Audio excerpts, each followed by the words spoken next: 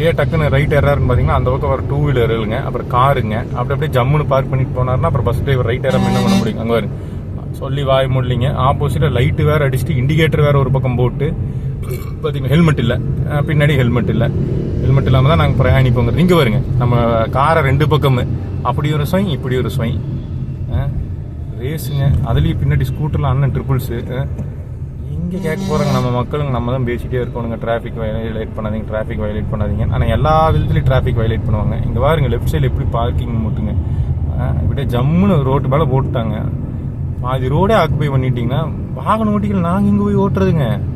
இங்கே பாருங்க ஃபுல்லாக வண்டிங்க, ஒரு ரோடே ஆக்குபை பண்ணி. இது வந்து இல்லீகலுங்க, லிட்டரலி ஒரு மெயின் ரோடு மேலே. ஏன்னா ஒரு நல்ல மேட்டுப்பாளைய பிரதான சாலையிலிங்க நிறைய போக்குவரத்து இருக்குதுங்க. கேரளா வண்டிகள் வருது, கர்நாடகா வண்டிகள் வருது, ஆந்திர பிரதேச வண்டிகள் வருதுங்க ஊட்டிக்காக.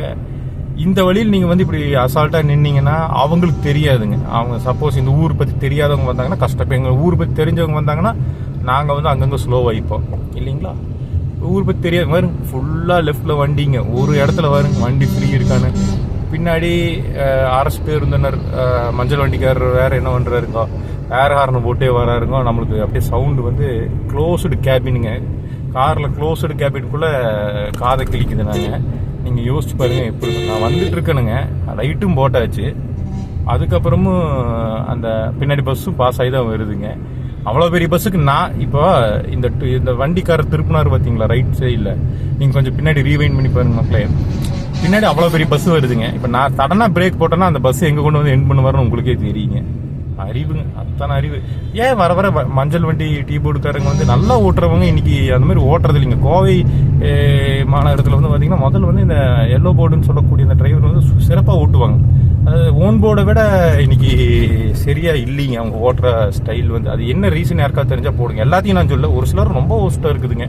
இங்கே பாருங்க எப்படிங்க டெம்போ இப்படி நின்னா எப்படின்னா லெஃப்டில் எங்கே தான் வழி இருக்குது, சுத்தமாக வழி இல்லைங்க.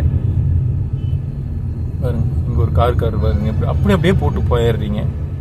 உள்ள தள்ளி நிறுத்தோடுங்க. ஏன்னா அதுக்கான டெசிக்னேட்டட் ஏரியா கண்டிப்பாக இருக்குங்க. நீங்கள் ரைட் சைடில் பார்த்தீங்கன்னா மண் இருக்குது, அந்த இடத்துல போய் ஒரு யூட்டர்னை போட்டு வந்து நிறுத்தலாங்க. ஆனால் பண்ண மாட்டீங்க. அப்படியே வண்டியை போட்டு போயிடுறதுங்க. கடைக்கு முன்னாடி தான் நிறுத்துவேன், அப்படியே இறங்கி அப்படியே கடைக்குள்ள போயிடுதுங்க. நிறைய இடத்துல யூட்டர்ன் பண்ணுற இடத்துலயே பார்த்தீங்கன்னா அப்படியே போட்டிருப்பாங்க. சிரமம் உண்மையாகவே.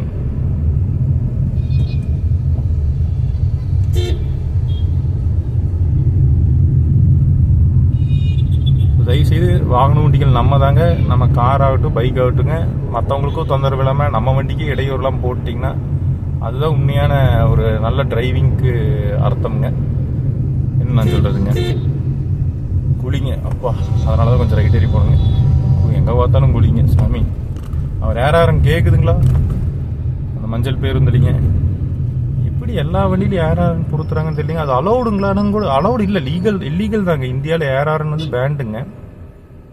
அது எப்படி தொழில் மேனுஃபேக்சர் பண்ணுறாங்க, ஷாப்புக்கு எப்படி அந்த ஏஆர்ஆர்னு போகுதுங்க, மறுபடியும் வண்டிகளுக்கு எப்படி மாட்டுறாங்க.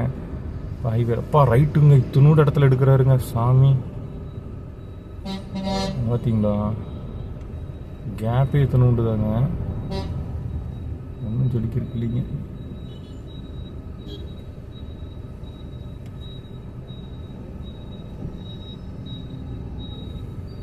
அத்தனோட இடத்துல போட்டு எடுத்து வச்சு வருங்க வண்டியை. அது எதுக்கு வழி விட்றாங்களோ இல்லையோ அந்த ஹார்னுக்கு வழி விட்டு தான் ஆகணும். என்ன நான் சொல்றதுங்க, பாருங்க. இதுக்கு அடுத்து நடந்த ஒரு அட்ராசிட்டியை வந்து நம்ம பார்ட் 2ல பார்க்கலாம்.